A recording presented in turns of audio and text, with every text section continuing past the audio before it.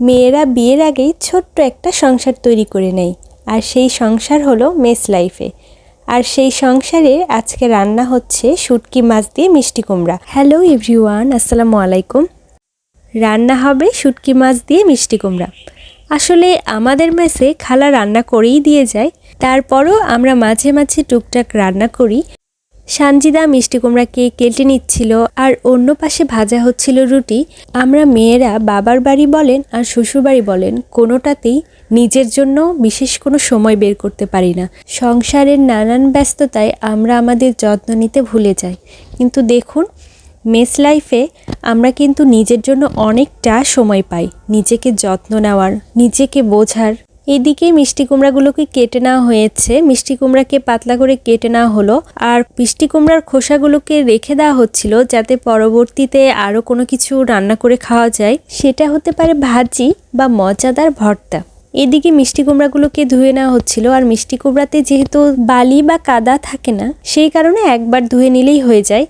আর এদিকে পেঁয়াজ আর কাঁচামরিচকে কেটে নেওয়া হচ্ছিল। আর আমাদের শেষ সম্বলটাই হচ্ছে এই ছোট্ট একটা বটি, যেটা দিয়ে আমরা মাছ থেকে সবজি সব কিছুই কাটাকুটি করি।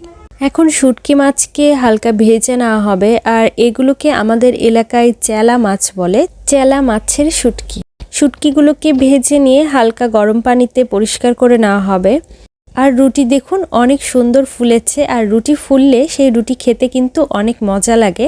আর এই দিকে পেঁয়াজ কাঁচামরিচ কুচি একটা কড়াইয়ে দিয়ে এর মধ্যে দেওয়া হলো অল্প একটু আদা রসুন জিরা বাটা, পরিমাণ মতো লবণ, মরিচের গুঁড়া, হলুদের গুঁড়া, একটা সাদা এলাচ, একটা কালো এলাচ, আর সামান্য কিছু গোটা জিরা, দারুচিনি, তেজপাতা, অল্প কিছু চিনি আর সয়াবিন তেল।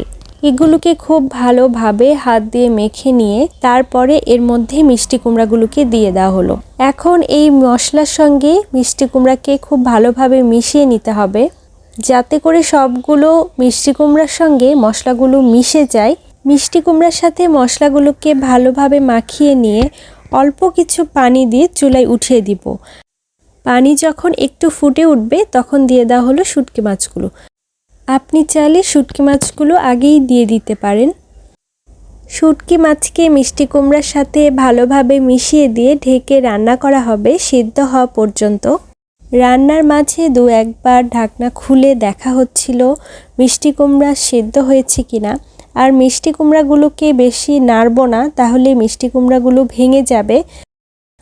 এই তো পানি অনেকটাই শুকিয়ে গেছে, আর মিষ্টি কুমড়াও সেদ্ধ হয়ে গেছে। এই সময় আমরা চুলাটা অফ করে দিয়েছি। এই ভাজিটা আমরা খুব একটা ভাজা ভাজা করিনি, একটু ঝোলঝোল রেখেছি যাতে খেতে মজা লাগে। আজ এই পর্যন্তই। সবাই ভালো থাকবেন। আল্লাহ হাফেজ।